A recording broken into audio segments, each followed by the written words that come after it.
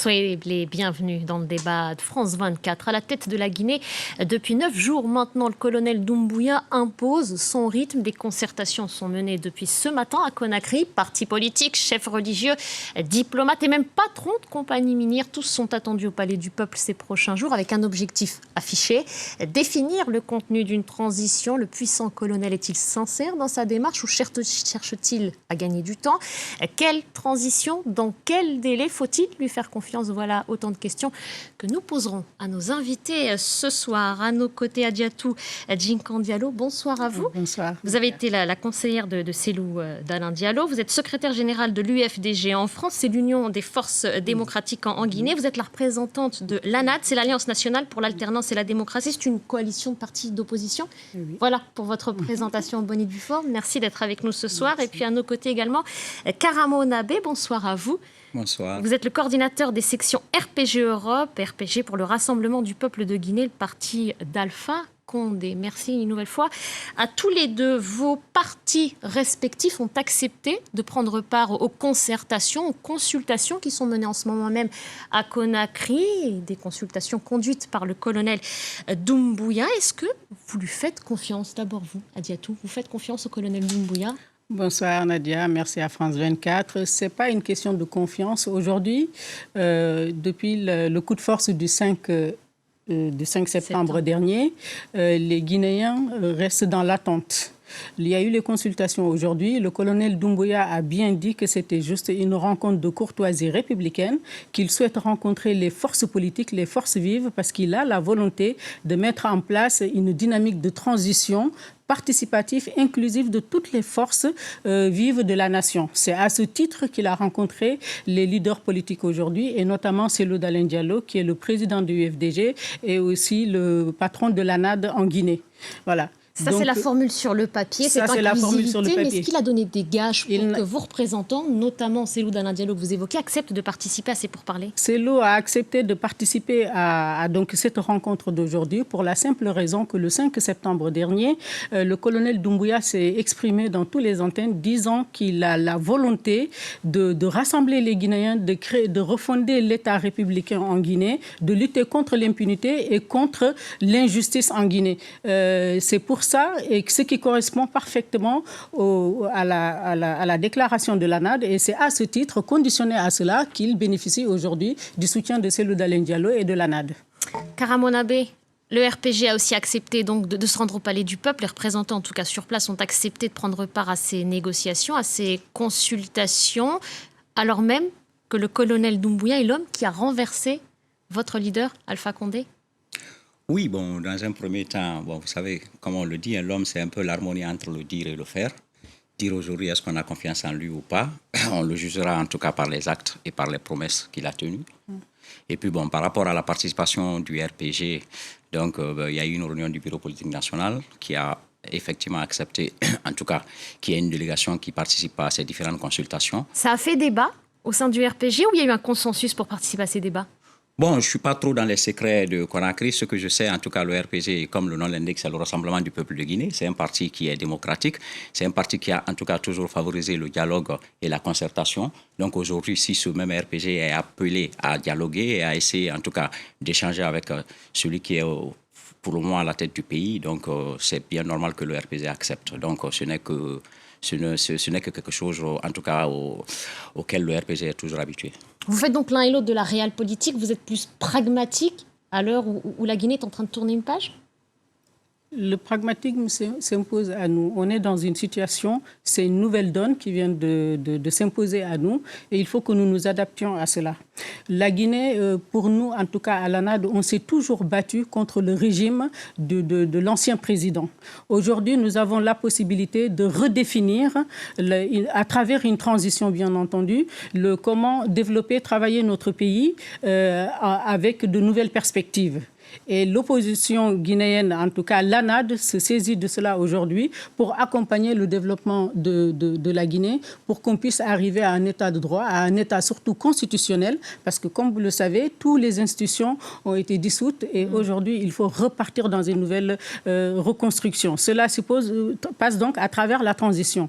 Et cette transition, nous la voulons courte, accompagnée par la communauté internationale. On a vu le passage des Nations Unies, de la CEDEAO, qui sont venus faire le travail compte tenu de la situation. Mais ce que demandent les Guinéens aujourd'hui, parce que comme vous avez pu l'observer, les Guinéens ont applaudi et ont apprécié le coup de force du 5 septembre dernier. Donc les Guinéens ne s'en sont pas plaints. Ce qu'il faut aujourd'hui, c'est que la communauté internationale s'implique dans la transition guinéenne, qu'elle soit courte, qu'elle soit accompagnée et qu'elle soit surtout suivie par les experts des Nations Unies, de l'Union européenne et aussi de la France. Il faut forcément une implication de la communauté internationale. La Guinée ne peut pas se prendre en main, si vous me passez l'expression, et organiser elle-même cette transition qui ne voulait pas en tout cas qu'elle dure 18 mois. Si je me souviens. Nous voulons qu'elle soit dans un délai le plus court possible. Il est important qu'il y ait l'implication de la communauté internationale pour que cela se passe bien. Rétroactivement... Il faut qu'elle pose des conditions, cette communauté internationale? Il faut qu'il y ait le dialogue. La communauté internationale ne vient pas avec un plat de développement ou alors des ordres que les Guinéens vont suivre. La communauté internationale vient non seulement pour être garant de la bonne fin des élections qui seront organisées, mais surtout accompagner, apporter son expertise à l'heure où toutes les institutions sont dissoutes et qu'il faut reconstruire le pays. Et puisqu'il y a un déficit de confiance à l'intérieur du pays, forcément la présence de la communauté internationale pour accompagner en cette phase très sensible de phase de transition, c'est important qu'il soit là. Et on a l'expérience de leur présence et qui s'est bien passée. Vous vous souvenez de 2010, il y avait eu le groupe de contact pour la Guinée où la communauté internationale s'était fortement impliquée. On a aussi quelques résultats appréciables de leur présence, notamment les élections législatives de 2013 qui ont été entièrement cautionnées par l'Union européenne avec la communauté internationale. C'est les seuls qui donnent aujourd'hui un tableau de référence de quelque chose qui a marché en Guinée. Vous voyez ? Donc c'est important leur présence en cette période sensible et fragile. En cette période et qu'on observe de près. Kara Monabé, ce défi de confiance évoqué à l'instant par Hadiatou Djinkan, vous emportez une part de responsabilité au sein du RPG ? Bon, moi, je tiens à préciser déjà que, en tout cas, nous, le RPG, comme je l'ai dit, c'est un parti démocratique. Nous ne sommes pas pour des transitions. Alpha Condé, c'est pas forcément illustré à travers la démocratie. Il y a eu cette réforme de la Constitution qui lui a permis d'avoir ce troisième mandat. Il a été contesté, il a été prévenu à plusieurs reprises, il a refusé de s'incliner, de partir.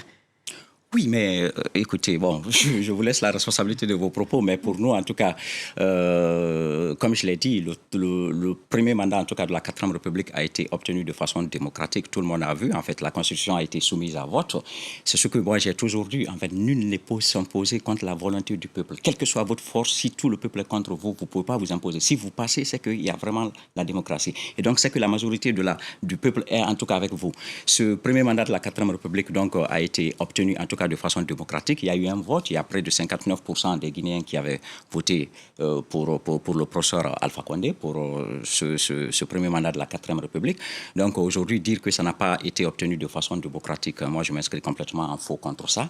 Après, on peut... Et pourtant, beaucoup ne se sont pas opposés contre l'éviction d'Alpha Condé et cette prise du pouvoir par la force. Il y a eu beaucoup plus de manifestations de joie pour saluer ce coup d'État. Oui, c'est ce que Mme Diallo dit, mais moi... C'est ce que les images aussi ont prouvé. Non, mais moi je m'inscris complètement en faux contre ça, parce qu'il y a une bonne partie, effectivement, du peuple qui a applaudi, mais il y a une large majorité aussi du peuple qui n'a pas forcément applaudi ce coup d'État, parce que, comme je l'ai dit, la Guinée, en tout cas, a un peu l'expérience des 2 précédents coups d'État qui se sont passés. Tout le monde sait réellement comment ça s'est passé, par exemple, en juillet 85, et puis en 2010 aussi avec le capitaine Dadis. Donc aujourd'hui, c'est ce que moi je vous ai dit, on juge les gens que par leurs actes. Pour le moment, donc, il y a quand même la présomption d'innocence. On essaie de faire confiance aux nouvelles autorités, mais on attend, en tout cas, par rapport aux actes qui se sont posés. Nous sommes un parti démocratique et nous ne sommes pas pour des transitions militaires, nous sommes pour les transitions démocratiques.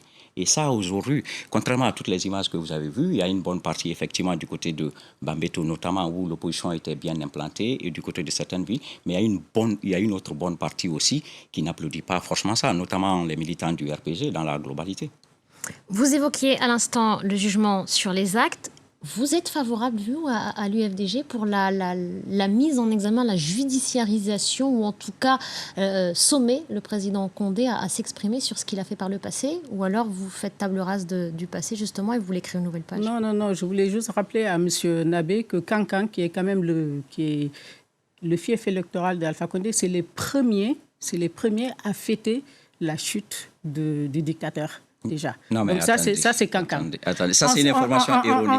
L'UFDG, effectivement, a des militants à Kankan. Ici, le PDN a des militants à Kankan. Attendez, chacun son tour. On laisse Adjietou s'exprimer et vous lui répondez. Ensuite, je vous dis, la lutte démocratique selon M. Nabé, c'est quand même, si vous écoutez encore, je vous renvoie aux propos du colonel Doumbouya qui dit que la société guinéenne a été douloureusement...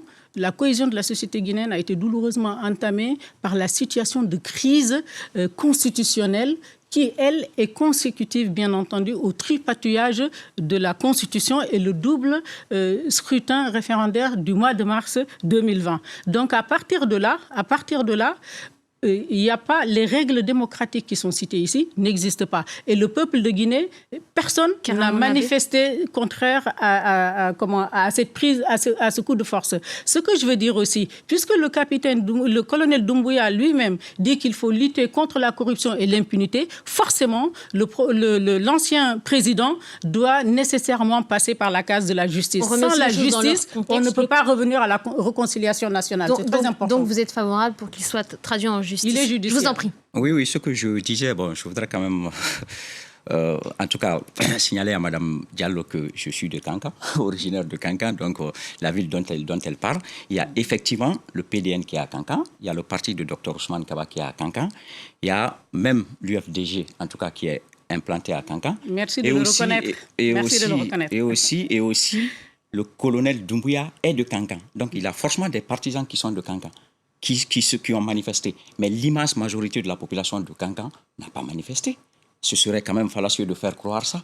C'est ce qui n'est pas vrai, c'est ce que je veux dire. Et donc, effectivement, comme je l'ai dit, une bonne partie, la population est divisée. Il y a une partie, effectivement, qui soutient, en tout cas ceux qui étaient le plus avec l'opposition et qui connaissent probablement, très bien le colonel Doumbouya. Et par contre, l'autre grande majorité aussi est restée méfiante par rapport à l'historique des coups d'État en Guinée et par rapport au fait que certains restent toujours attachés aux idéaux du professeur Alpha Condé.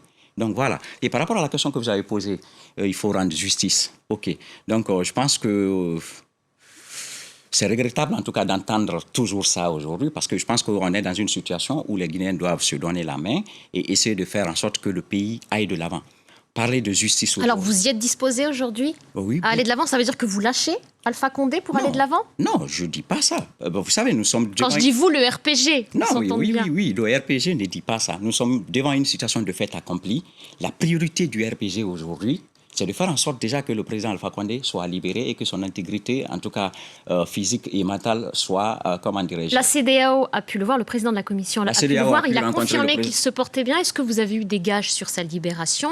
Et la suite, vous au sein du RPG, avant d'assister à ces concertations, vous avez eu des gages, des informations, des conditions posées? On s'en tient aux propos, en tout cas tenus par les émissaires de la CEDEAO qui ont pu rencontrer le président Alpha Condé et qui nous ont donné toutes ces garanties. Et le représentant spécial de l'ONU aussi y était, je crois, hier ou avant-hier. Et ce dernier aussi a donné la garantie que le président se portait très bien. Et si j'ai bien entendu les informations, la secrétaire générale même du ministère des Affaires étrangères avait fait un briefing où elle avait dit qu'effectivement le principe de la libération du président Alpha Condé était acquis. Et donc nous nous attelons à ça. Quand Kara Mounabé, quand est-ce qu'il sera... lors de la première visite... Mais quand est-ce qu'il sera libéré? Dans quel délai? Je ne suis pas dans les secrets. Nous voulons faire en sorte qu'il le soit très rapidement et si possible. Ça veut dire qu'il doit signer une démission? Je ne sais pas trop. Vous d'intervenir aussi quand vous le souhaitez. Ça veut dire qu'il doit signer une démission? Une démission ne suffit pas à effacer tous ces centaines de morts en Guinée pour imposer le troisième mandat de Alpha Condé. Ça s'est bâti au prix de la vie des êtres humains en Guinée. Donc reconstruire aujourd'hui un état de droit qui respecte les valeurs républicaines, qui va dans le sens de la réconciliation nationale et le pardon, il est impératif que pour Alpha Condé, que la case justice soit cochée. Donc pas libéré, pas envoyé vers un pays tiers. On a un temps parlé de la Côte d'Ivoire pour l'accueillir. Je voudrais juste compléter mes propos par rapport à la question. Si Mme Diallo le permet. Non, mais attends, c'est mon temps de parole. Il a été dit tout dernièrement... Vous êtes pour qu'il soit judiciarisé. Vous voulez qu'il réponde de ses actes. Il faut qu'on peut rebâtir une nation que si on passe par la case justice. Pour les prochaines personnes qui auront à charge la gestion de la chose publique, il est important de savoir que désormais, la justice est là et elle va sévir au bon moment. Je suis assez d'accord avec Mme Diallo, en tout cas sur le principe de la justice. Là où je ne suis pas d'accord avec elle, c'est la justice sélective. Vous savez, on dit que nul n'a le droit d'effacer une page de l'histoire d'un peuple. L'histoire des violences en Guinée n'a pas commencé en 2010 ni en 2015. L'histoire des violences en Guinée a commencé depuis longtemps. Mais là, on se concentre vraiment sur les mandats d'Alpha Condé. Oui, mais on peut pas juger l'histoire, en tout cas du peuple de Guinée, uniquement par le mandat. Le leader, comment dirais-je, que de femmes, Mme Diallo, a eu à gérer le pays aussi pendant 11 ans. Et pendant ce temps, il y a eu des victimes, tout. Donc, s'il doit y avoir justice, quand même qu'on fasse justice pour tout le monde. Mon leader n'a jamais été président de la République de Guinée. Comme je le disais tout à l'heure, la priorité aujourd'hui, c'est vraiment la réconciliation. C'est vraiment la réconciliation entre les Guinéens. Et pour ça, je pense que, en tout cas, avec la présomption d'innocence, nous avons confiance aux nouvelles autorités pour faire en sorte que les Guinéens se donnent la main et pour qu'on aille vers le progrès, tout en faisant en sorte que notre leader soit libéré. Et en tout cas, moi, je peux vous garantir que le RPG est aujourd'hui un parti qui a été, comment dirais-je, déjà dans l'opposition pendant 40 ans. Le leader a été incarcéré de 1998 à 2000. Les militants lui sont restés fidèles. Et aujourd'hui, la priorité est sa libération. Et le RPG tient bon. Nous appelons tous nos autres militants. Donc vous appelez à sa libération. Vous appelez à la libération sans condition d'Alpha Condé. C'est le mot de la fin pour Kara Monabé. Rapidement, si vous le voulez bien, Diatou Diallo. Oui, non, mais moi, là où je suis d'accord avec lui, c'est qu'on veille sur son intégrité physique et morale, qu'il ait accès aux soins, qu'il ait accès au minimum dû à son âge. Yes. Mais il est impératif, si Alpha Condé avait fait le travail de justice dont déplore aujourd'hui M. Nabé pour les anciens dignitaires, on n'en serait pas là aujourd'hui. Donc, il est important pour l'avenir de la Guinée que la justice parle maintenant. Merci beaucoup. Le mot de la fin. Merci à tous les deux. Merci à Diatou Diallo. Merci Kara Monabé. Merci à tous les deux. Merci à vous de votre fidélité à nos chaînes. Restez avec nous sur France 24. L'information continue.